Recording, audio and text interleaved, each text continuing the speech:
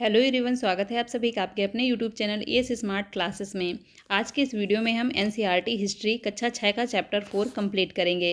इससे पहले देखिए, ज्योग्राफी आपकी कंप्लीट हो चुकी है। हिस्ट्री और पॉलिटी दोनों की ही क्लासें आपकी स्टार्ट हैं। हिस्ट्री की क्लास 10 बजे होती है और पॉलिटी की क्लास आपकी 12 बजे होती है। जिसने ना देखा हो पहले की वीडियो, वो वीडियो के डिस्क्रिप्शन बॉक्स में लिंक पड़ा हुआ है, वहाँ से आप लोग सारे वीडियो देख सकते हैं।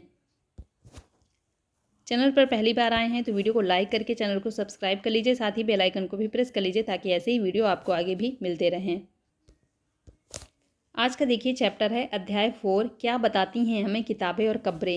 जो पुराने टाइम में किताबें और कब्रें मिली हैं वो हमें क्या बताती हैं, यहाँ पर यही चीज़ें आप पढ़ेंगे। यहाँ पर देखिए जितने भी इंपॉर्टेंट पॉइंट्स हैं मैंने उनको हाईलाइट कर रखा है। इसका पीडीएफ भी मैं अपने व्हाट्सअप टेलीग्राम ग्रुप में शेयर कर दूँगी, वहाँ से आप लोग इसको डाउनलोड कर सकते हैं। व्हाट्सअप टेलीग्राम ग्रुप का लिंक वीडियो के डिस्क्रिप्शन बॉक्स में दिया हुआ है, वहाँ से आप लोग ज्वाइन हो सकते हैं। स्टार्ट करेंगे आज का टॉपिक। पुस्तकालय में मेरी। देखिए एक लड़की है, उसी ने कुछ यहाँ पर लिखा है। जैसे ही घंटी बजी, शिक्षक ने छात्रों को अपने साथ आने को कहा। आज वे पहली बार पुस्तकालय में जा रहे थे। मेरी ने देखा कि पुस्तकालय उसकी कक्षा से काफ़ी बड़ा था। ये देखिए मेरी नाम की लड़की है और इसी ने लिखा है था और वहाँ किताबों से भरे कई रैक थे। कोने में एक अलमारी थी जो मोटी मोटी किताबों से भरी थी। मेरी को एक अलमारी खोलने की कोशिश करते देख शिक्षक ने कहा, उस अलमारी में अलग अलग धर्मों से जुड़ी हुई महत्वपूर्ण किताबें हैं। क्या तुम्हें मालूम है कि हमारे पास वेदों का भी एक संग्रह है। मेरी सोचने लगी, वेद क्या है, चलो पता लगाएं। तो यहाँ पर देखिए दुनिया की साहित्यिक स्रोतों किताबों के बारे में आप जानेंगे। काफ़ी अच्छा चैप्टर है। स्टार्ट करेंगे। शायद तुमने वेदों के बारे में सुना होगा। वेद देखिए 4 होते हैं, ऋग्वेद, सामवेद, यजुर्वेद और अथर्ववेद। याद रखिएगा, सबसे पुराना वेद है ऋग्वेद, जिसकी रचना लगभग 3500 साल पहले हुई थी। ऋग्वेद में 1000 से ज़्यादा प्रार्थनाएं हैं जिन्हें सूक्त कहते हैं। तो देखिए 1028 सूक्त हैं ऋग्वेद में, यहाँ पर 1000 से ज़्यादा, क्योंकि क्लास 6 की बुक है। जब आप थोड़ा बड़ी कक्षाओं में जाएंगे तो पढ़ेंगे कि 1028 सूक्त हैं, या इन्हीं को हम प्रार्थनाएं भी कहते हैं। सूक्त का मतलब होता है अच्छी तरह से बोला गया। मतलब भी देखिए याद रखिएगा, इंपॉर्टेंट पॉइंट्स हैं, हाईलाइट भी कर रखा है मैंने। ये विभिन्न देवी देवताओं की स्तुति में रचे गए हैं। तो देखिए विभिन्न देवी देवताओं की स्तुति कैसे होती थी, प्रार्थनाएं हैं इसमें। तो विभिन्न देवी देवताओं की स्तुति में ये देखिए लिखे गए हैं या बोले गए हैं। आगे है देखिए इसी में, इसमें से 3 देवता बहुत महत्वपूर्ण हैं, अग्नि, इंद्र, सोम। ऋग्वेद में जो देवताओं का उल्लेख है तो उसमें से देखिए 3 मुख्य हैं। एक आपका अग्नि हो गए, इंद्र हो गए और सोम। अग्नि आग के देवता थे, देखिए। इंद्र युद्ध के देवता थे और सोम एक पौधा है जिसमें एक खास पेय पदार्थ बनाया जाता था, सोम रस, आप लोगों ने सुना होगा। तो वही चीज़ें हैं। तो देखिए तीनों को यहाँ पर एक्सप्लेन किया गया है, याद ही रखिएगा। यहाँ पर हर एक पॉइंट इंपॉर्टेंट है। आगे बढ़ेंगे। वैदिक प्रार्थनाओं की रचना ऋषियों ने की थी। आचार्य विद्यार्थियों को इन्हें अक्षरों, शब्दों और वाक्यों में बांटकर सस्वर पाठ द्वारा कंठस्थ करवाते थे। तो देखिए वैदिक जो प्रार्थनाएं थी उनकी रचना विभिन्न ऋषियों द्वारा की गई थी। और जो विद्यार्थी, पहले के लोग जो होते थे विद्यार्थी, वो गुरुकुल में जाकर पढ़ते थे। देखिए तो वही चीज़ है कि आचार्य जो होते थे विद्यार्थियों को एक एक अक्षरों को, वाक्यों को अलग अलग बांट देते थे, क्योंकि एक साथ तो पूरी प्रार्थना याद नहीं हो जाएगी। तो उनको अलग अलग बांट कर विद्यार्थियों को याद करवाया करते थे। अधिकांश सूक्तों के रचयिता सीखने और सिखाने वाले पुरुष थे। तो अधिकांश सूक्तों जो प्रार्थनाएं हैं उनके रचयिता देखिए सीखने वाले भी और सिखाने वाले भी, ज़्यादातर पुरुष ही होते थे। कुछ प्रार्थनाओं की रचना महिलाओं ने भी की थी। ऋग्वेद की भाषा प्राक संस्कृत या वैदिक संस्कृत कहलाती है। याद रखिएगा ऋग्वेद की भाषा क्या थी, तो प्राक संस्कृत, या इसी को वैदिक संस्कृत कहेंगे। तुम स्कूल में जो संस्कृत पढ़ती हो उससे यह थोड़ी भिन्न होती है। आगे देखिए संस्कृत और अन्य भाषाएं। संस्कृत भाषा भरोपी, भारत और यूरोपीय भाषा परिवार का हिस्सा है। भारत में देखिए बहुत सारी भाषाएं होती हैं। ये भी पॉइंट बहुत ही इंपॉर्टेंट है कि संस्कृत भाषा कैसी भाषा है, तो भरोपी परिवार की भाषा है। असमिया, गुजराती, हिंदी, कश्मीरी और सिंधी एशियाई भाषाएं जैसे फ़ारसी और यूरोप की बहुत सी भाषाएं जैसे अंग्रेजी, फ़ारसी, जर्मन, यूनानी, इतालवी, स्पेनिश आदि इस परिवार से जुड़ी हुई हैं। तो देखिए जो भाषा है भारत और यूरोपी या भरोपी, इसके अंतर्गत ये सारी भाषाएं आती हैं, सभी इसी परिवार से जुड़ी हुई हैं और संस्कृत भी इसी के अंतर्गत आती है। उन्हें एक भाषा परिवार इसलिए कहा जाता है क्योंकि आरंभ में उनमें कई शब्द एक जैसे थे। उदाहरण के लिए मात्र संस्कृत में मात्र था, माँ हिंदी में था, मदर अंग्रेजी में था। तो शब्दों को देखिए तो सभी लगभग एक ही जैसे लगते हैं। क्या तुम्हें इनमें कोई समानता नज़र आती है? उपमहाद्वीप में दूसरे भाषा परिवारों की भाषाएं बोली जाती। उदाहरण के लिए पूर्वोत्तर प्रदेशों में तिब्बत वर्मा परिवार की भाषाएं बोली जाती हैं। तमिल, तेलुगु, कन्नड़ और मलयालम द्रविड़ भाषा परिवार की भाषाएं हैं। तो देखिए, भारतीय उपमहाद्वीप की अगर बात की जाए तो विभिन्न तरह की भाषाएं बोली जाती हैं। दूसरे भाषा परिवारों की भाषाएं भी बोली जाती हैं। संस्कृत जो है आपकी भरोपी परिवार की भाषा है। तो यहाँ पर देखिए भारत और यूपी, लेकिन भारत में कई तरह की भाषाएं बोली जाती हैं। एक देखिए आपका भरोपी परिवार आप पढ़ ही चुके हैं, कौन कौन सी उसमें आती हैं। एक देखिए यहाँ पर मिलता है आपका ये द्रविड़ भाषा परिवार। द्रविड़ भाषा परिवार के अंतर्गत आपकी तमिल, तेलुगु, कन्नड़ और मलयालम ये आ जाती हैं आपकी द्रविड़ भाषा परिवार के अंतर्गत। बहुत ही इंपॉर्टेंट है, याद रखिएगा। जबकि झारखंड और मध्य भारत के कई हिस्सों में बोली जाने वाली भाषाएं ऑस्ट्रो एशियाटिक परिवार से जुड़ी हैं। बहुत सारे देखिए परिवार होते हैं। एक तो आपने भरोपी पढ़ा, द्रविड़ भाषा परिवार पढ़ा, एक देखिए हो जाता है ऑस्ट्रो एशियाटिक परिवार। इसके अंतर्गत कौन कौन सी आती हैं? झारखंड और मध्य भारत के कई हिस्सों में बोली जाने वाली भाषाएं। आगे देखेंगे, इतिहासकार ऋग्वेद का अध्ययन कैसे करते हैं। अब ऋग्वेद देखिए काफ़ी पुराना ग्रंथ है, इसका अध्ययन इतिहासकार कैसे करते हैं? तो इतिहासकार पुरातत्ववेत्ताओं की तरह ही अतीत के बारे में जानकारी इकट्ठी करते हैं, लेकिन भौतिक अवशेषों के अलावा वे लिखित स्रोतों का भी उपयोग करते हैं। तो देखिए पुरातत्ववेत्ता जो होते हैं वो केवल भौतिक अवशेषों को ढूंढते हैं और उन्हीं के आधार पर वो पुराने समय की जानकारी लेते हैं। जैसे आपके बर्तन हो गए, हड्डियाँ हो गई, ये सभी चीज़ें हो गई। और इतिहासकार की बात करें तो देखिए पुरानी जो लिखी हुई चीज़ें हैं, लिखे हुए जो स्रोत मिलते हैं उनको पढ़ने की वो कोशिश करते हैं और उसके माध्यम से पुराने समय के बारे में जानने की कोशिश करते हैं। तो यही अंतर है देखिए पुरातत्ववेत्ता और इतिहासकार में। दोनों वही करते हैं, पुराने समय के बारे में जानने की कोशिश करते हैं, लेकिन पुरातत्ववेत्ता केवल भौतिक वस्तुओं और इतिहासकार लिखी हुई चीज़ों का भी उपयोग करते हैं। चलो देखते हैं कि ऋग्वेद का अध्ययन कैसे करते हैं।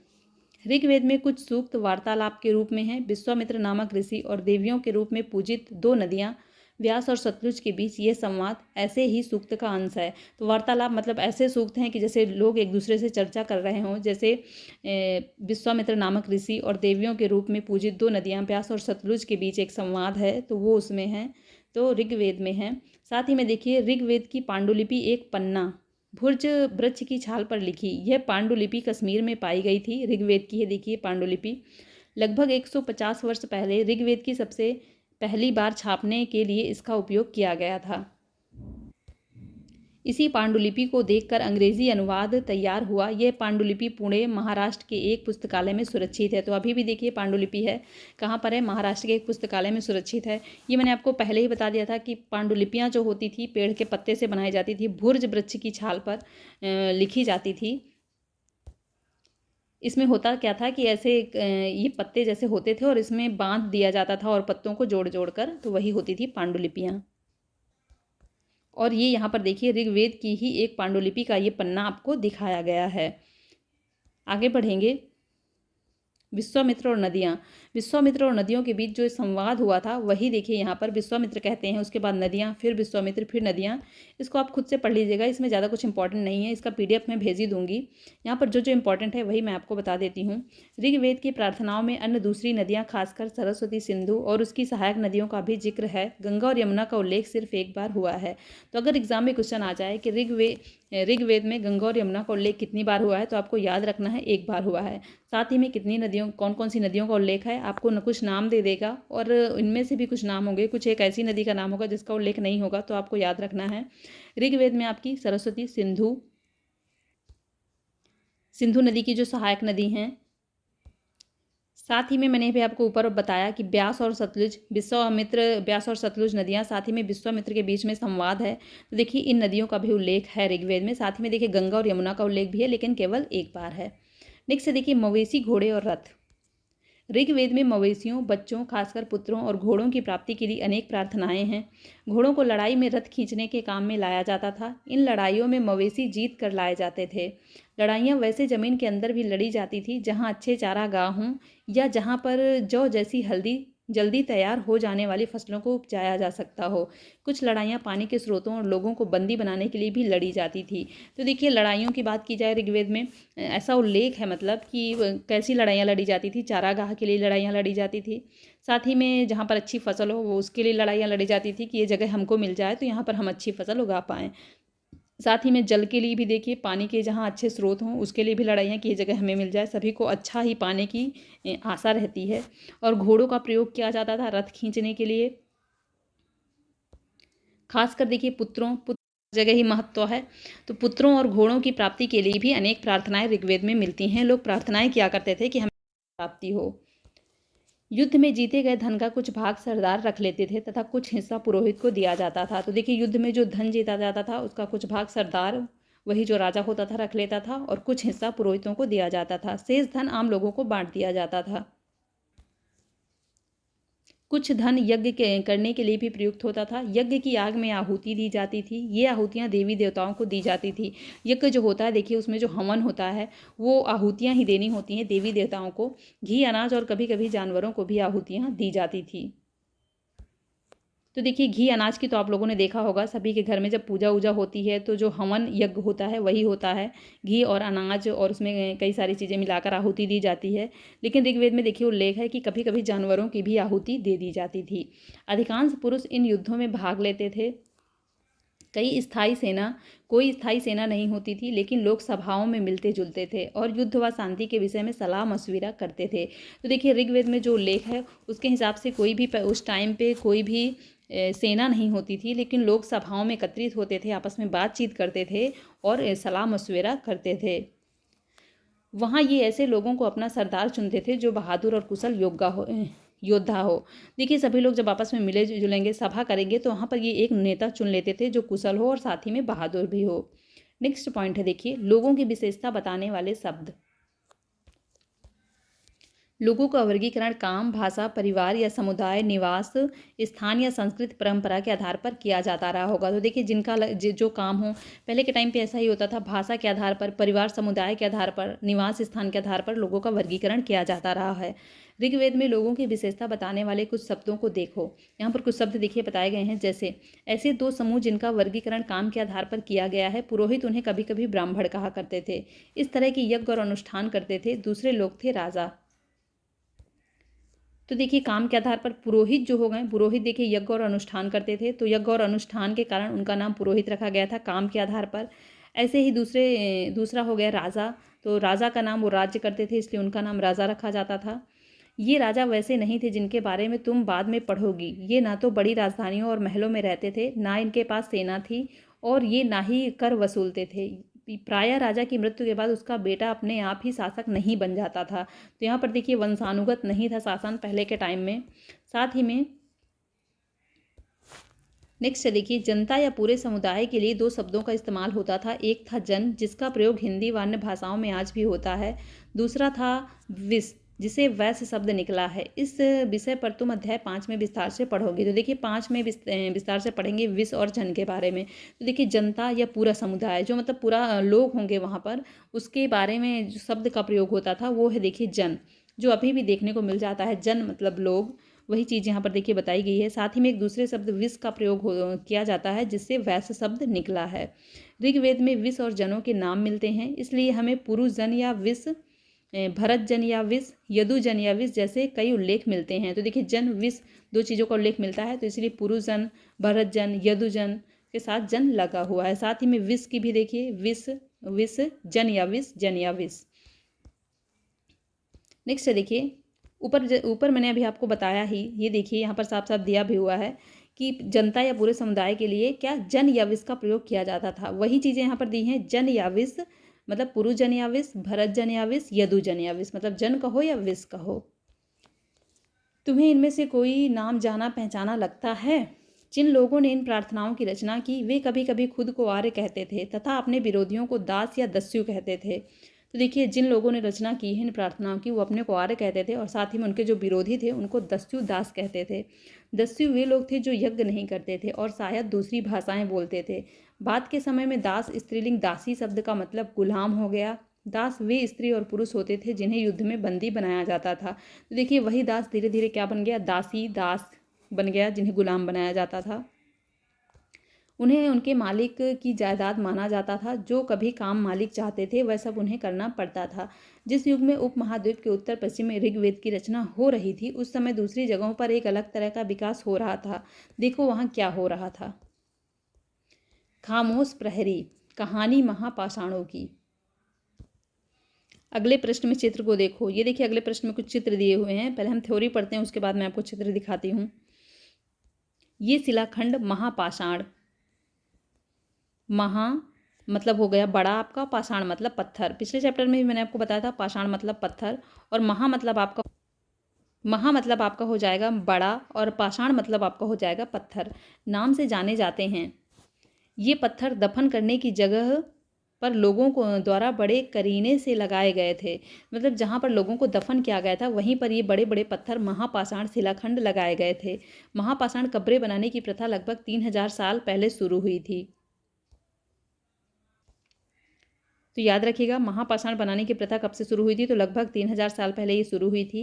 यह प्रथा दक्कन, दक्षिण भारत, उत्तर पूर्वी भारत और कश्मीर में प्रचलित थी। तो देखिए क्या होता था कि जब कोई मर जाता था और उसको किसी जगह पर दफना दिया जाता था तो उनको उनके कब्रों के ऊपर बड़े बड़े बहुत बड़े बड़े पत्थर रख दिए जाते थे, गाड़ दिए जाते थे। वही पत्थर महापाषाण होते थे, मतलब बड़े बड़े पत्थर। कुछ महत्वपूर्ण महापाषाण पुरास्थल चित्र 2 में दिखाए गए हैं। कुछ महापाषाण जमीन के ऊपर ही दिखते हैं, कुछ महापाषाण जमीन के भीतर भी होते हैं। तो देखते हैं चित्र 2 में।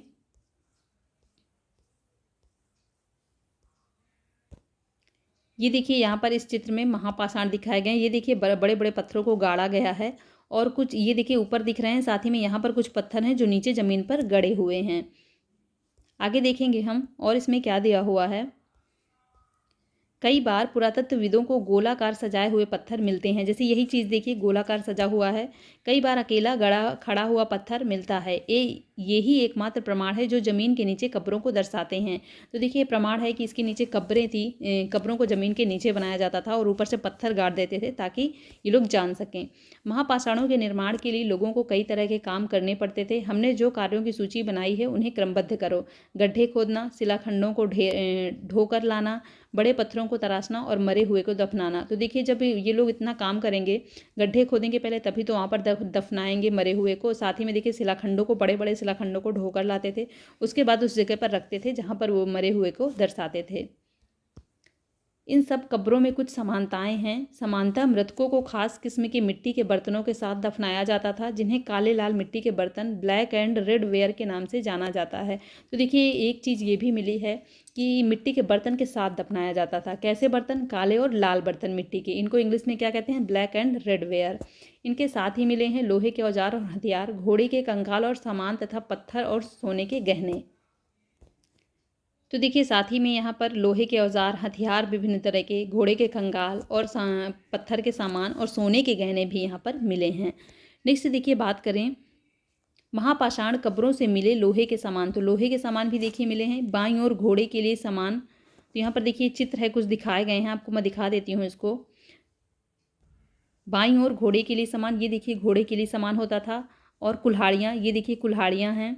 ये देखिए एक कटार दिखाई गई है, कटार चाकू जिसको हम कहते हैं। पहले के टाइम पे कटार चलती थी, इससे लोगों को मार दिया जाता था। कुछ काटने वटने के काम भी आता रहा होगा। तो देखिए पहले के टाइम पे ऐसी कुल्हाड़ियाँ होती थी, साथ ही में घोड़े का सामान था। और ये देखिए कटार। नेक्स्ट आगे देखेंगे लोगों की सामाजिक असमानताओं के बारे में पता करना। पुरातत्वविद यह मानते हैं कि कंकाल के साथ पाई गई चीज़ें मरे हुए व्यक्ति की ही रही होंगी। कभी कभी एक कब्र की तुलना में दूसरी कब्र में ज़्यादा चीज़ें मिलती हैं। तो देखिए कब्रों को जब अध्ययन किया पुरातत्वविदों ने, तो उनको बहुत सारी चीज़ें मिली, मिट्टी के बर्तन मिले और भी बहुत सारी चीज़ें मिली। तो उनका मानना है पुरातत्वविदों का कि वो जो व्यक्ति मरता रहा होगा उसी की वो चीज़ें रहती रही होंगी। किसी किसी कब्र में ज़्यादा सामान मिला और किसी किसी कब्र में कम सामान मिला। एक व्यक्ति की कब्र में 33 सोने के मनके और शंख पाए गए। दूसरे कंकालों के पास सिर्फ कुछ मिट्टी के बर्तन ही पाए गए। यह दफनाए गए लोगों की सामाजिक स्थिति में भिन्नता को दर्शाता है। कुछ लोग अमीर थे, कुछ लोग गरीब, कुछ लोग सरदार थे तो दूसरे अनुयायी थे। तो देखिए अब जिसके कब्र में 33 सोने के मनके मिलेंगे, शंख पाए जाएंगे, मतलब तो यही हुआ कि वो बहुत ज़्यादा अमीर रहा होगा, कोई राजा वाजा रहा होगा। तो वही चीज़ यहाँ पर दी गई है कि कुछ लोग अमीर थे, जैसे जैसे सामान मिला उसी के हिसाब से अंदाज़ा लगाया गया कि कुछ अमीर रहे होंगे, कुछ गरीब रहे होंगे, कुछ सरदार रहे होंगे और कुछ अनुयायी रहे होंगे। क्या कुछ कब्रगाहें खास परिवारों के लिए थी? कभी कभी महापाषाणों में से एक अधिक कंकाल मिले हैं। वे ये दर्शाते हैं कि शायद एक ही परिवार के लोगों को एक ही स्थान पर अलग अलग समय पर दफनाया गया था। बाद में मरने वाले लोगों को पोर्ट हॉल के रास्ते कब्रों में लाकर दफनाया जाता था। ऐसे स्थान पर गोलाकार लगाए गए पत्थरों या चट्टानों चिन्हों का काम करते थे, जहां लोग आवश्यकता अनुसार शवों को दोबारा दफनाने आ सकते थे। तो देखिए बहुत सी जगह पर ऐसा भी मिला कि पूरे परिवार को ही एक साथ दफनाया जाता था। अब जैसे पूरे परिवार के लोग एक साथ में तो मर नहीं गए होंगे, एक एक करके मरे होंगे, तो उनको पोर्ट होल के रास्ते लाया जाता था और दफनाया जाता था। जैसे अभी मैंने ऊपर गोलाकार आपको कब्र दिखाई कि उसमें ऐसे बड़े बड़े पत्थर गड़े थे गोलाकार, तो मान लीजिए वो किसी परिवार का ही पूरा कब्रिस्तान रहा होगा। नेक्स्ट है इनाम गांव के एक विशिष्ट व्यक्ति की कब्र। इनाम गांव में देखिए एक कब्र मिली है, उसी के बारे में यहाँ पर बताया गया है कि यह भीमा की सहायक नदी घोड़े के किनारे एक जगह है। इनाम गांव जो है, इस जगह पर 3600 से 2700 साल पहले लोग रहते थे। यहाँ वयस्क लोगों को प्रायः गड्ढे में सीधा लिटाकर दफनाया जाता था। उनका सिर उत्तर की ओर होता था। उन्हें कई बार घर के अंदर ही दफनाया जाता था। तो देखिए इनाम गांव में लोगों को घर के अंदर ही दफना दिया जाता था। सिर किधर होता था? उत्तर की तरफ। ऐसे बर्तन जिनमें शायद खाना और पानी हो दफनाए गए शव के पास रख दिए जाते थे। तो देखिए खाना और पानी जिसमें होता था, खाते थे वो लोग, उसको भी शव के पास रख दिया जाता था। एक आदमी को 5 कमरों वाले मकान के आंगन में 4 पैरों वाले मिट्टी के एक बड़े से संदूक में दफनाया गया था। बस्ती के बीच में बसा यह घर गांव में सबसे बड़े घरों में से एक था। तो देखिए इनाम गांव जो बस्ती है उसमें सबसे बड़ा घर था, यह सबसे बड़े घरों में से एक था। उसमें एक आदमी को ऐसे दफनाया गया था, उसके खाने जिन बर्तनों में खाता था, खाने की चीज़ों के साथ भी वहाँ पर दफनाया गया था। इस घर में एक अनाज का गोदाम भी था। 100 के पैर मुड़े हुए थे। तो देखिए गोदाम भी था अनाज का, काफ़ी बड़े लोग थे, सबसे बड़ा घर था बस्ती का, तो बड़े लोग तो रहे ही होंगे। और 100 के पैर कैसे थे? मुड़े हुए थे। क्या तुम्हें लगता है कि किसी सरदार का 100 था? अपने जवाब का कारण बताओ। अब देखिए कुछ लिखा हुआ तो मिलता नहीं है। पुरातत्वविद जो हैं वो अंदाज़ा ही लगा रहे हैं, इतिहासकार पुरातत्वविद अंदाज़ा लगा रहे हैं और उसी के आधार पर यहाँ पर सारा वर्णन किया हुआ है। नेक्स्ट देखिए क्या बताते हैं हमें कंकालों का अध्ययन। कंकालों के अध्ययन से क्या पता चलता है? छोटे आकार के आधार पर एक बच्चे को कंकाल को आसानी से पहचाना जा सकता है, लेकिन एक बच्चे और बच्ची के कंकाल में कोई बड़ा फर्क नहीं होता है। तो देखिए छोटे छोटे बच्चे जो होंगे कंकाल, अब छोटे बड़े के आधार पर तो हम पहचान सकते हैं कि ये बड़ा कंकाल है मतलब कोई बड़ा व्यक्ति रहा होगा, छोटा कंकाल मतलब कोई छोटा व्यक्ति रहा होगा। लेकिन अगर छोटे छोटे 2 बच्चे हैं, एक बच्ची है एक बच्चा है, तो उसमें थोड़ा मुश्किल हो जाता है। क्या हम ये पता लगा सकते हैं कि कंकाल किसी पुरुष का था या स्त्री का? कभी कभी लोग कंकाल के साथ मिले सामानों के आधार पर इसका अंदाज़ा लगा लेते हैं। उदाहरण के लिए यदि कंकाल के साथ गहने मिलते हैं तो कई बार उसे महिला का कंकाल मान लिया जाता है, लेकिन ऐसी समझ के साथ समस्याएं हैं। अक्सर पुरुष भी आभूषण पहनते थे। तो देखिए कंकाल का तो पता कर लिया जाता है बड़े छोटों का, लेकिन ये नहीं जानने मिलता कि कौन सा स्त्री का है और कौन सा पुरुष का है। नेक्स्ट पॉइंट है कंकाल का लिंग पहचानने का बेहतर तरीका उसकी हड्डियों की जांच है। चूंकि महिलाएं बच्चों को जन्म देती हैं, इसलिए उनका कटी प्रदेश या कूल्हा पुरुषों की ज़्यादा बड़ा होता है। तो देखिए जब उनकी हड्डियों की जांच की जाएगी तब ये पता किया जा सकता है। ये समझ कंकालों के आधुनिक अध्ययन पर आधारित है। आज से लगभग 2000 साल पहले चरक नाम के प्रसिद्ध वैद्य हुए थे, जिन्होंने चिकित्सा शास्त्र पर चरक संहिता नामक किताब लिखी थी। याद रखिएगा चरक संहिता आपकी लिखी थी चरक नाम के वैद्य ने। वे कहते हैं कि मनुष्य के शरीर में 360 हड्डियां होती हैं। यह आधुनिक शरीर रचना विज्ञान की 206 हड्डियों से काफ़ी ज़्यादा है। अब देखिए माना जाता है विज्ञान के आधार पर कि 206 हड्डियां होती हैं, लेकिन चरक कहते थे कि 360 हड्डियां होती हैं। संभवतः चरक ने अपनी गिनती में दांत, हड्डियों के जोड़ और कार्टिलेज को जोड़कर यह संख्या बताई थी। तुम्हारे अनुसार शरीर के बारे में उन्होंने इतनी विस्तृत जानकारी कैसे इकट्ठा की? तो देखिए अंदाज़ा लगाया गया यहाँ पर कि 360 उन्होंने क्यों बताई होगी। दांतों को भी जोड़ा होगा, साथ में कार्टिलेज को भी जोड़कर उन्होंने ये संख्या बताई होगी। नेक्स्ट है इनाम गांव के लोगों के काम धंधे। अब इनाम गांव बस्ती का देखिए अध्ययन किया गया, तो वहाँ पर लोगों के जो 100 मिले, उसके बाद देखिए वहाँ पर के लोग काम क्या करते थे इसके बारे में भी कुछ पता चला, क्योंकि वहाँ पर अध्ययन किया गया। वहाँ पर इनाम गाँव में पुरातत्व विदों को गेहूँ, जौ, चावल, दाल, बाजरा, मटर और तिल के बीज मिले हैं। तो देखिए पुरातत्वविद जो हैं उन्हें ये सारी चीज़ें मिली हैं। कई जानवरों की हड्डी भी मिली हैं। कई हड्डियों पर काटने के निशान से यह अंदाज़ा होता है कि लोग इन्हें खाते होंगे। गाय, बैल, भैंस, बकरी, भेड़, कुत्ता, घोड़ा, गधा, सुअर, सांभर, चितकबरा, हिरण, कृष्ण मृग, खरहा, नेवला, चिड़िया, घड़ियाल, कछुआ, केकड़ा और मछली की हड्डियां भी पाई गई हैं। ऐसे साक्ष्य मिले हैं कि बेर, आंवला, जामुन, खजूर और कई तरह की रस भरियाँ एकत्र की जाती थी। तो देखिए इनाम गांव की बस्ती के बारे में है कि वहाँ पर देखिए ये अनाज उगाए जाते थे। साथ ही में विभिन्न जंतु भी मिले हैं और लोग जंतुओं को खाते भी थे, क्योंकि जंतुओं की जो हड्डी मिली है उसमें उसे काटा गया है, मतलब लोग उसको खाते भी रहे होंगे। तो यहाँ से देखिए आपके चैप्टर कंप्लीट होता है। वीडियो पसंद आया हो तो लाइक कर दीजिएगा। साथ ही में जो भी चैनल पर नए हैं चैनल को सब्सक्राइब कर लीजिएगा, बेल आइकन को भी प्रेस कर लीजिएगा ताकि ऐसी वीडियो आपको आगे भी मिलते रहें। यहाँ पर देखिए कुछ पॉइंट और छूट रहे थे। वेदों की रचना का प्रारंभ हुआ था 3500 साल पहले से। महापाषाणों के निर्माण की शुरुआत हुई थी 3000 साल पहले से। इनाम गांव के कृषकों का निवास 3600 से 2700 साल पहले। चरक संहिता लगभग 2000 साल पहले। तो देखिए इंपॉर्टेंट है, ये सारी डेट तो इंपॉर्टेंट ही हैं। चैप्टर आपका कंप्लीट हो गया है। मिलते हैं नेक्स्ट वीडियो में। Thanks for watching.